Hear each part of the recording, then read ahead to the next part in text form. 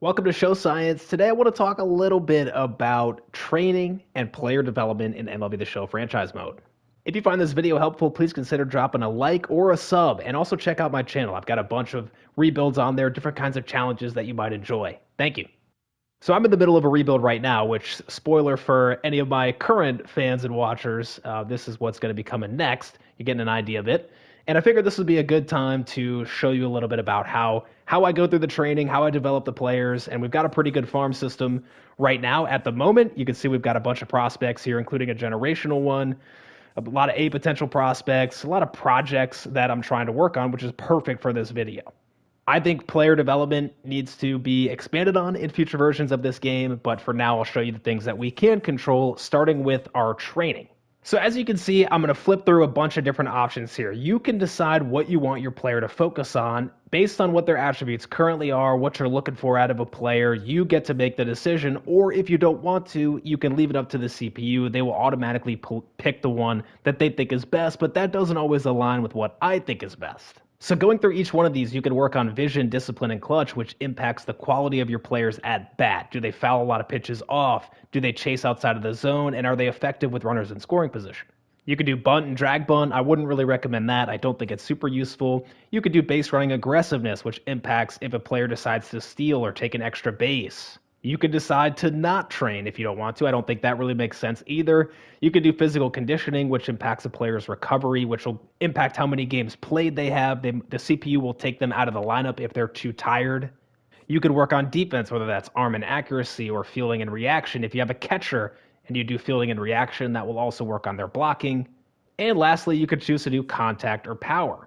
The first thing I want you to get out of this video is that contact, vision, discipline, and clutch are, in my opinion, the most important hitting stats for a player. And especially if you're simulating your rebuilds, which is what I do, that is going to have the biggest influence, especially in the beginning of their career, as to how well they play in the minors. So looking at Ryan Ross here, he already has good power, pretty good fielding, good speed. He's got a potential. A long way to go. He's only 18. He's already 61 overall. This is a good prospect, but he needs to work on his plate skills before I can put him into any games.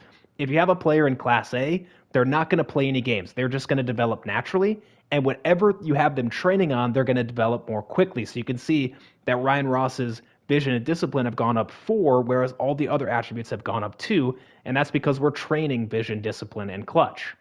In the beginning of their career, for the majority of prospects, I'm either going to be working on contact or vision, discipline, and clutch.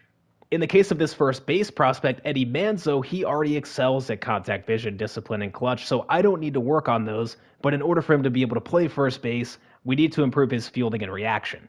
Arm and accuracy is not as important at first because most of the time they're either catching the ball or fielding a play themselves that was hit up the line. They don't really need to throw it across the diamond very often. Because I want Eddie to play first base someday, I'm working on his defense, but if I wanted him to just be a DH, maybe I would only work on his power. His durability is also kind of low, so you might want to consider working on his durability, but for me, this one is pretty clear that I need to work on his defense. So just take all your prospects individually and decide what you think is most important based on what you want to get out of that prospect. Now, it's very similar for pitchers. You can decide if you want to work on their per nine stats, their control velocity and break. You can decide if you want to you can decide not to train. You can decide to work on durability. You can also work on their defense, and you can work on their clutch, which impacts how well they pitch. That makes it harder for the hitter to hit with runners in scoring position. You cannot work on their stamina. So whatever stamina they've got is what it's going to be. I have found that control velocity and break and defense are 2 that you probably don't want to train.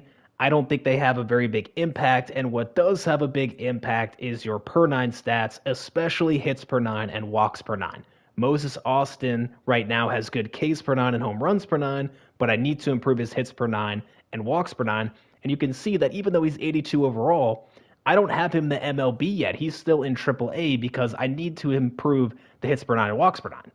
I'm going to explain the milestones that you're going to want to look for in your players to move them up levels in a minute, and that's the second thing that you can't control. So I'll come back to that in a second. And for relievers and sometimes starters, you might also want to work on a player's clutch. That's the other one that is useful. I've got Justin Brule here working on his clutch.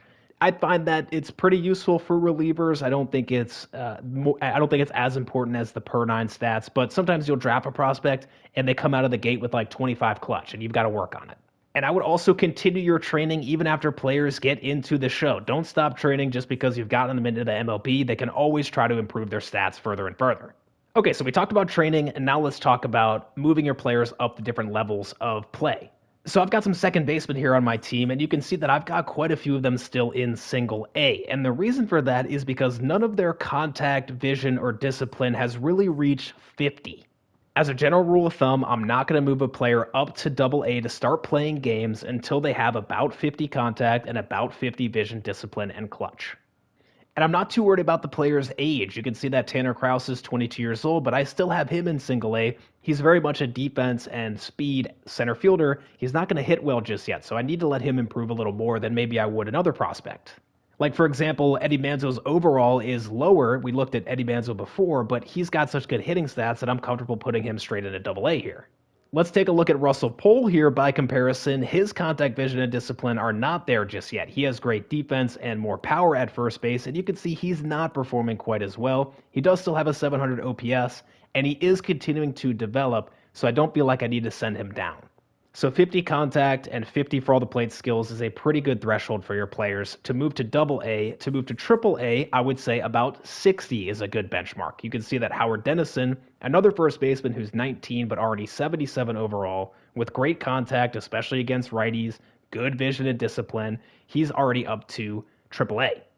He's played 90 games this year with a 700 OPS, which is okay. You'd like to see a little bit more. He's not quite ready for the show because I would say that the threshold there is roughly about 65 or 70. He's very close, not quite where I want him to be yet, and I've already got a first baseman better than him in the majors.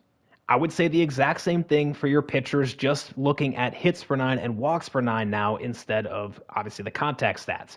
Zach Rodriguez is in double A because his hits per nine and walks per nine are both above 50, and you can see that he's pitching pretty well, 3.42 ERA. He's still not quite ready for triple A.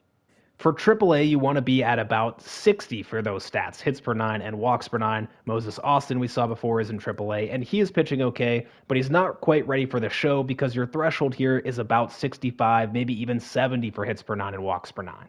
And that is why I have the 23-year-old John Nash in the show. Look at his attributes. The hits per nine and walks per nine are very good, and he's pitching nicely to a 3.03 ERA. Took him a little bit of time to get there, but he's developed into a great pitcher. So in summary, you want to be looking at contact and plate skills for the most part for your position players. If they already have those, then you could look at fielding or maybe speed or maybe their power. And for pitchers, you're looking at hits per nine and walks per nine for the most part. Again, these are general rules. And I'm not going to tell you what to do. You decide. I'm just telling you what works for me. I'll even show you my draft class that I just had here, and you can see a little bit more of what I'm talking about. This right fielder, Antonio Chavez, I'm probably going to start him in single A just because his hitting stats aren't quite there yet, even though he's 23 with super high potential. There's no reason for me to rush him up. It's very close. Maybe he could make it in double A, but in my opinion, he probably still needs a little bit of time to develop. This closer, David Chavis, though, I'd be comfortable putting straight into double A because his walks per nine and hits per nine are already above 50, and actually his other stats are pretty good too. And when you get a project type of player like Jim Hahn here, he already does have a build that is probably pretty good to be able to be in double A. He's close to the thresholds that I'm looking for, but he's 51 overall, and I might as well let him develop in single A for a year. But I'm telling you that you could probably put this guy straight into double A, and even at 51 overall, he'd be fine. On the flip side, Kenny Hillman here is more of a power build, so he is going to need to go into single A for sure. And same thing with this closer, Isaiah Morrison. He does not have walks per nine above 50, so I'd like him to train up a little bit. So that's the majority of this video. Those are the things that in a standard rebuild you can control, and when you should start to move your players up, keep an eye on them. If they're struggling, send them back down. It's not worth it for you to risk losing the risk delaying the development of a good player. For the most part, eventually the players are going to get close to their max potential, if not to their max potential. This is just a good rule of thumb for you. Now, there is one other thing you can choose to do. I prefer not to do this. And ultimately, I don't think it has a huge impact on the player, but franchise mode is kind of like a sandbox, and you can decide what you want to do with it. This is not a good prospect, but he'll serve just fine for this example. Dave Lalich, the starter, has a four-seam, a two-seam, and a sweeper. He doesn't have a changeup, for example, and that probably might make him a better pitcher if you were thinking about this as a true pitching development person in real life. So what you can do is you can click on a player and edit them. You can edit them in any way you want. Their name, their age, their number, the position that they play. This is another option. Maybe you want to make Dave Lawlish a relief pitcher. I wouldn't recommend doing this because I think it takes away the fun unless you're trying to make some kind of custom team, but you can even edit his attributes directly. If you want to give him 99 potential, you can do that. But what I'm saying from more of a development side of things is something that I have done before is add a different pitch type. So maybe we want to get rid of the four seam. He's already kind of a two seam sweeper type guy, but maybe we want to add a changeup off of that. So what you can do is just shift over and find a different pitch. There's the changeup, and then you need to go to his pitching attributes, and you'll have to put attributes onto his changeup. It starts at 0. So if you want to match where he was before, like the overall that he was before, and not impact his development by like playing God in that way, you can just play with these to make sure that he didn't change his profile. That's about it for this video. There's really not a whole lot that you can do in player development.